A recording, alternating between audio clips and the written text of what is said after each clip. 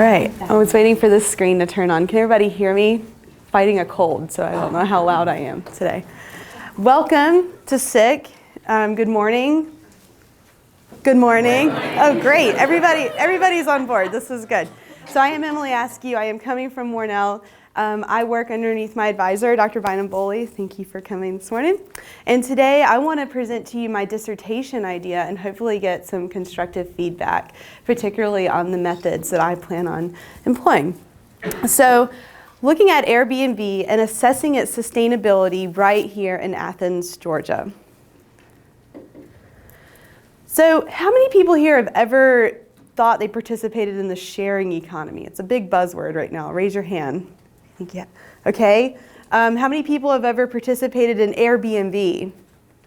Me. That's awesome. You guys contributed to a sharing economy that was valued at $26 billion in 2013. In 2014, Airbnb was valued at $10 billion. That's amazing. They started in August 2008.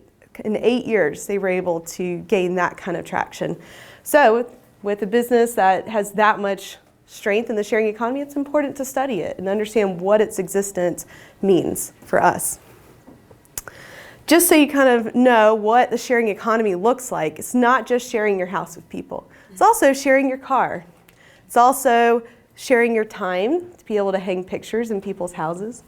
It's also about sharing Wi-Fi for free for those that may not be able to have it. So, I thought you guys might be interested to see. I thought, well, what if I want to stay in Airbnb today, right here in town? Actually, within the perimeter, we have 94 options as of today, and you could stay through Sunday at an average rate of $284, but we could stay for $23 too, if we wanted to. So that's great. Has anybody ever rented their house out here for Airbnb? I've considered it. Yeah, certainly. One of the family members does. Yeah, I bet. So let's talk about some definitions here. Sharing economy is a buzzword, and the purpose of it is to create a marketplace where production costs are almost low to none. So basically using the resources that you have, whether that's social capital, financial, or your natural resource. Okay. So what is sharing? Sharing is a qualitative relationship. There's no compensation. Okay, so that's like gifting things. Could be open access resource. It could be a community garden. Collaborative consumption is more of what we're talking about when we are talking about like Airbnb. So there's a quantitative relationship. There's compensation. You might be bartering food or you might be paying for it with money. So as we go through, think about, have you been a collaborative consumer at some point in your life? So change. People welcome it. Some people are scared of it. Some people choose to ignore it because maybe it'll go away. Well, Airbnb's not really going away. It's staying here for a while. But what kind of changes is it bringing to the tourism and hospitality industry? And that's really the industry that has a lot of interest in this right now. Money-wise, and notice it's not just in America, it's all across the world. Particularly here in the US, and obviously that's where my study is based, the way that tourism makes money is through things like occupancy tax, which basically in Georgia we have a $5 tax on every night that you stay in a hotel. So let's say here in Athens your hotel room was $90. It would be, you'd see a $5 tax on there. And that money gets reinvested back into your CVB, your Convention and Visitor Bureau, or your destination marketing organization, and they take that money and they use it for marketing. So it's a cycle. Airbnb is able to circumvent those taxes, as well as sales taxes at some point. So the contention is if they're not paying, if they're not paying their dues, then how else are they contributing to the economy? Airbnb is changing the way that people interact too. Typically your hotel experience is going up to the front desk and you meet the person, they check you in and maybe the person you came with, and that's about it. And then you're kind of on your own. Airbnb affords you that opportunity to be able to interact or access social spaces that may not have been available to you before. Someone's private house, you might be able to interact with their family. Totally different experience. Airbnb is also, some people are speculating, but it hasn't been studied yet, so I will tell you how I'll fill that gap later, is that it's changing the way that we consume natural resources in tourism and hospitality. So it's all about scale. You think about a large hotel in Athens, if you think about our lowest season, so that would be in December of 2015, the lowest occupancy rate of a hotel across Athens, Clarke County was 43.8%. So that means you have almost 55% of an average hotel not being occupied, but the rooms that aren't being used are still consuming energy. They have to have a cable box running, they have to be air conditioned, they can't be left stale and gross when you come in there. And so some are wondering, well, what's the difference in those rooms that are unoccupied? What about these small houses? You know, you go into someone's house, they're able to employ energy saving measures a little better. Some have even done research looking into consumers' attitudes and behaviors when they're staying in someone's house. Maybe you'll practice a little more conservation because, you know, you're like, I don't want to take a long shower. I feel kind of awkward. You know, I know they're paying the water bill. And look at that. We just transferred everything down into a triple bottom line.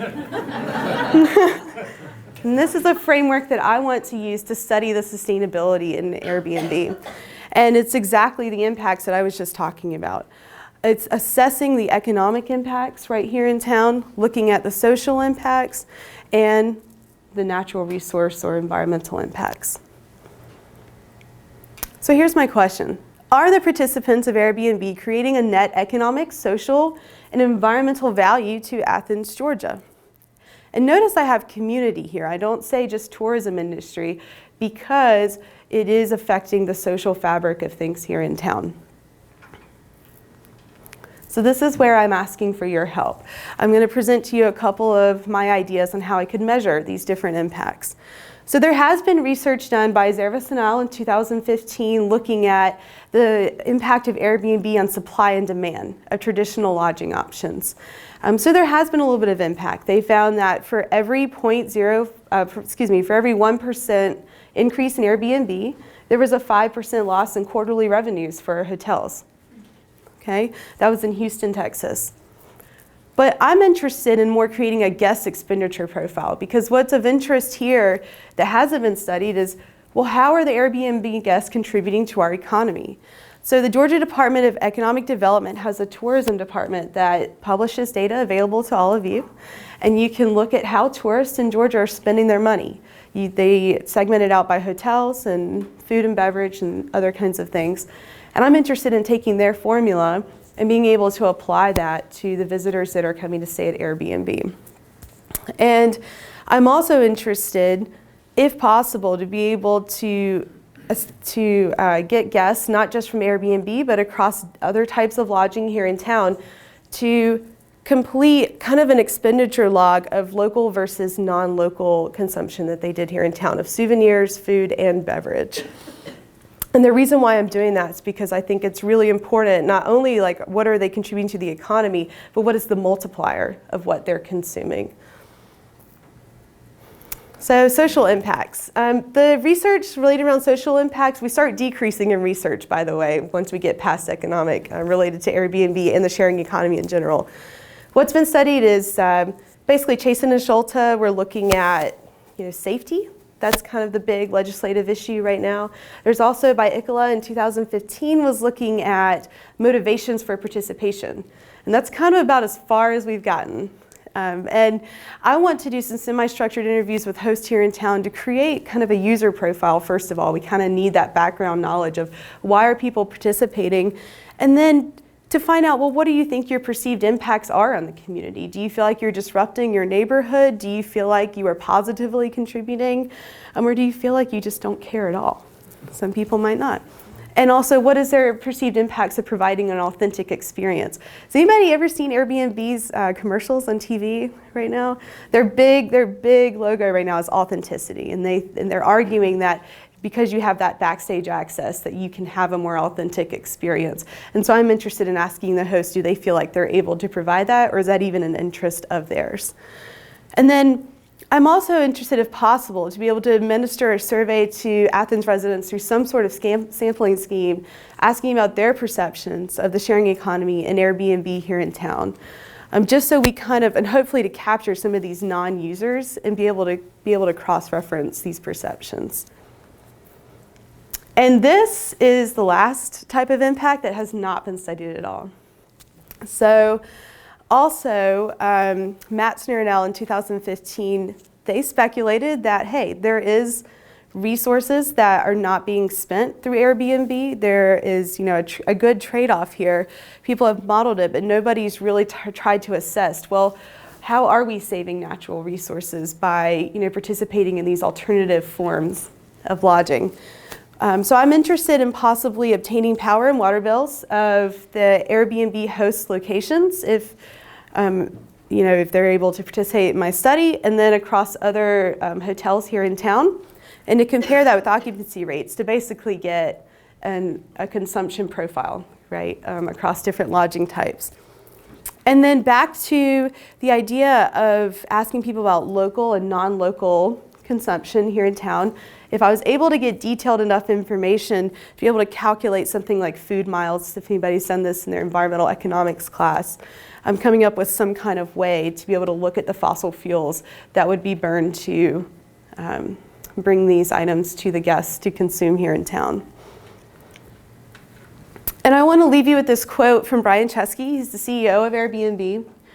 And he says, we don't want to be part of the problem. We want to be, and we think we are part of the solution. And he's referring to tourism and hospitality.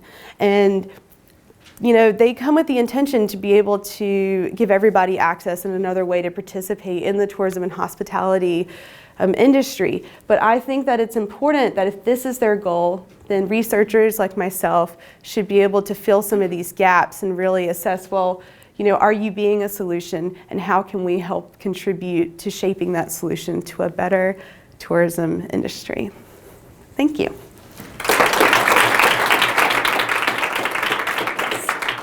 Well, I was just wondering, for your design, so as someone new to the SEC, you may want to compare some of your metrics that you're studying with like Tuscaloosa, because not to say anything bad about Alabama, but I just don't think a lot of people go there normally, but football is a huge driver.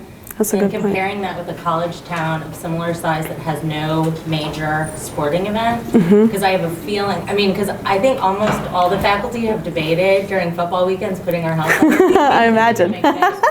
And so I don't know, I just think that might really skew some of the monetary things, because like the $575, I could make that on one bedroom for a good game. Absolutely. The Alabama game this year, it was... Right.